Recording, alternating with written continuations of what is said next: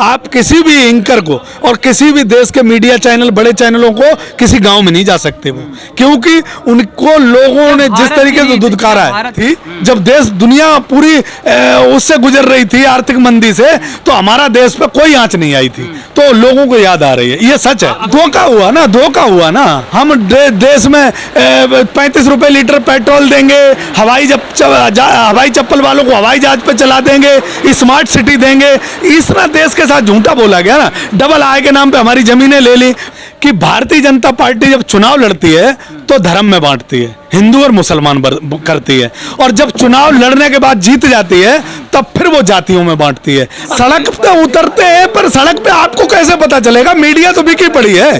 किसान आंदोलन, मुझे एक बात बता दो कि ऐसा कौन सा दिन है कि देश की, उत्तर प्रदेश की राजधानी में आंदोलन नहीं होता हो और देश की राजधानी जंतर मंतर में आंदोलन नहीं होता हो? मीडिया दिखाएगी कि देख लो ये तालिबान के बारे में सोच रखते हैं, नरेंद्र मोदी ये अगर नहीं होते तो तालिबान अब तक कूद आया होता अंदर, और तालिबान नरेंद्र मोदी जी से डर रहा है, प्रधानमंत्री जी से डर रहा है। ये सब प्रोपेगेंडा चलाने के लिए, देश को बहकाने के लिए, देश को गलत दिशा में ले जाने के लिए मीडिया कर रही है। वही तो कह रहा हूँ कि हमारे देश में एक तालिबान डेवलप हो रहा है, उसको संभाल लें पहले। दूसरे देश के तालिबान की बात कर रहे हैं, वो क्या कर रहा है वो अफगानिस्तान देखेगा। देश खतरे में जाए, देश का संविधान खतरे में हो, देश के लोग खतरे में हो, इससे भारतीय मीडिया को कोई लेना देना नहीं। सिर्फ वो चाटुकारिता सरकार की कर रही है और भारतीय जनता पार्टी को लाभ पहुंचाने के। मैं आपको एक बात बता रहा हूं कि हमारे देश में प्रधानमंत्री जी की जिस तरीके से लोकप्रियता कम हुई है, और भारत के किसानों का, हमारे देश के किसानों का प्रधानमंत्री जी पे तो जिस तरीके से विश्वास उड़ा है, प्रधानमंत्री के साथ प्रधानमंत्री जी ने किसानों के साथ जो धोखा दिया है, उसे सिर्फ मीडिया बचाने का काम कर रही है। क्योंकि देश में मीडिया किन लोगों की है, और खास तौर से हमारे यहाँ टिकैत साहब जो कहते हैं, हमारे किसान नेता टिकैत साहब जो कहते हैं कि कैमरे पे और कलम पे बंदूक का पहरा है, बिल्कुल सच है। और सभी किसान ये बात मानते हैं। ये 85% देश के किसानों की भावनाओं बोलती हैं कि आज अगर देखोगे किसान आंदोलन में बैठा है, इतना बड़ा समूह बैठा है, देश का किसान आज अन्नदाता दुखी है अपनी जमीन और अपनी नस्ल और फसल को लेकर के। मीडिया ने कभी दिखाने का काम नहीं किया, यहाँ तक कि मीडिया ने किसानों का विरोध किया कि ये टिड्डी हैं, ये अफगानिस्तानी हैं, ये पाकिस्तानी हैं, ये आतंकवादी हैं। तो अब ये भारतीय जनता पार्टी, अफगानिस्तान तो आप अफगानिस्तानी तो नहीं कहा था, आप पूरी डिटेल निकाल के देख लेना, उनने क्या नहीं कहा। खालिस्तानी, अफगानिस्तानी सब कुछ कहा मुझे। लेकिन अब ये इनको नया एक प्रोपेगेंडा खड़ा किया जा रहा है देश के अंदर, लोगों को बहकाने का, कि जो मीडिया दिन रात तालिबान को दिखा रही है।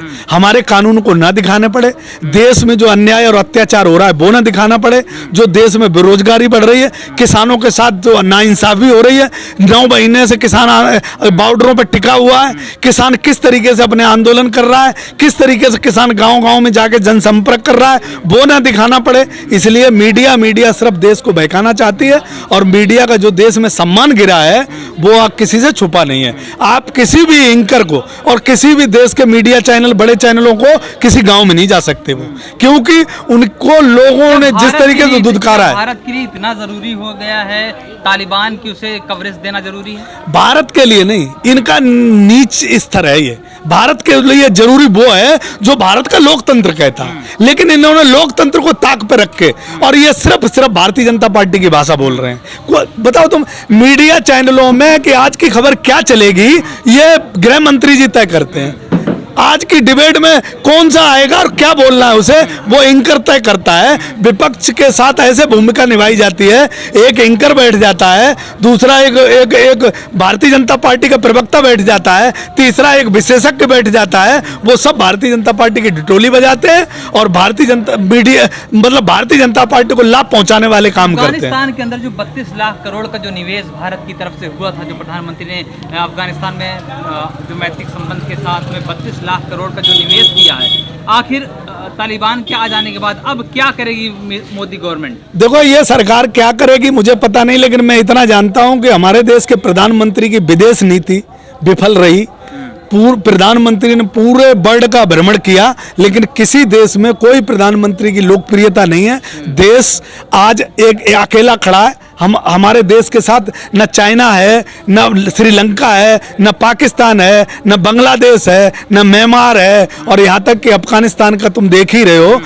तो हमारे देश की विदेश नीति जब से ये मोदी सरकार आई है पूरी ध्वस्त है। किसी तरीके का कोई डिसीजन लेने में हमारी सरकार विफल है। बिल्कुल। तो क्या लगता है, जो मैत्रिक संबंध की बात की जाती थी, अफगानिस्तान बहुत अच्छा दोस्त माना जाता था भारत के लिए, क्या अब चीजें खत्म हो गई? अब हम तो आगे उम्मीद करते हैं कोई भारत की दोबारा चुनी हुई सरकार आएगी, वो अपना देश में नई विदेश नीति लाएगा, उसके तहत सही करेगा। ये मोदी जी पे भरोसा नहीं, मोदी जी पे बिल्कुल देश को भरोसा नहीं रहा, क्योंकि मोदी जी जहां जहां भी गए देश को धोखा दिया है। विदेश नीति इनकी विफल रही है। जो बाहर से इन्होंने सिर्फ दिखावा किया है, अपना प्रचार किया है। का विदेश में डंका बजता है, कोई डंका नहीं बजता, ये आपने देख लिया होगा। बराबर में आसपास के देश जो हैं, आप देख रहे हो, नेपाल छोटा सा देश हमारे देश को आंखें दिखा रहा है।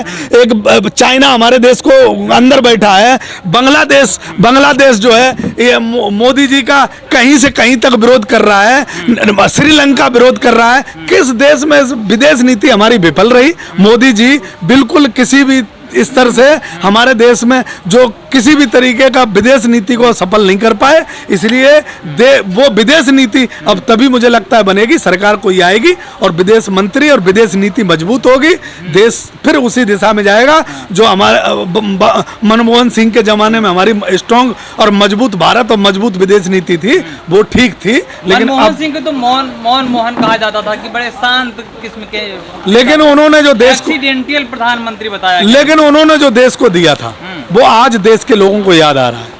उस टाइम पूरी दुनिया अर्थव्यवस्था से जूझ रही थी और दुनिया अर्थव्यवस्था से डूबने वाली थी, लेकिन हमारे भारत पे आंच नहीं आने दी। और हमारे देश के प्रधानमंत्री नरेंद्र मोदी जी ने कोरोना काल में 30 लाख करोड़ का पता नहीं चलने दिया, पूरे पीएफ केयर फंड का पता नहीं चलने दिया, और जितनी घोषणाएं की उनका पता नहीं चलने दिया। देश की दौलत कहाँ गई? अपने लिए सिर्फ अगर बना रहे तो नया सदन बना रहे हैं, अगर बना रहे हैं तो अपने लिए हवाई जहाज खरीदे जा रहे हैं, अपने लिए 1.5 लाख का सूट, 10 लाख का सूट, 1.5 लाख का पेन अपने लिए व्यवस्थाएं कर रहे हैं। देश के गरीबों को मरने के लिए छोड़ दिया गया। मनमोहन सिंह जी की याद आने लगी क्या? बिल्कुल आने लगी। जिस तरीके से उन्होंने देश को बूटी दी थी, जब देश दुनिया पूरी उससे गुजर रही थी आर्थिक मंदी से, तो हमारा देश पे कोई आंच नहीं आई थी, तो लोगों को याद आ रही है, ये सच है। अगर मनमोहन सिंह जी इतने ही काबिल थे, इतना ही बेहतर उन्होंने काम किया था देश के लिए, तो क्यों प्रधानमंत्री आपने चेंज कर दिया? धोखा हुआ ना। हम देश में 35 रुपए लीटर पेट्रोल देंगे, हवाई चप्पल वालों को हवाई जहाज पे चला देंगे, स्मार्ट सिटी देंगे, इसना देश के साथ झूठा बोला गया ना। डबल आय के नाम पे हमारी जमीनें ले ली, पेट्रोल के नाम पे देश को लूटा जा रहा है, हवाई जहाज वालों को जो है ना उनकी हवाई चप्पल भी छीन ली गई। ये देश के साथ धोखा हुआ ना। धोखा तो कोई भी किसी के साथ कर सकता है। आज देश का किसान अपने आप को ठगा महसूस कर रहा है, आंदोलनों पे बैठा है। जब तक ये आंदोलन का फैसला नहीं होगा, काले कानून वापस नहीं होंगे, ये देश का किसान हिलने वाला नहीं है और इन्हें सबक सिखा के जाएगा। इस तरह से भारत के अंदर लगातार जातीय हिंसा हो रही है। अगर कहा जाए तो दलितों के साथ मंदिरों के अंदर 9 साल की बेटी, 7 साल की बेटी, 5 साल की बेटियों के साथ जो रेप की घटनाएं सामने आ रही हैं, क्या ये जातीय हिंसा है, नफरत है?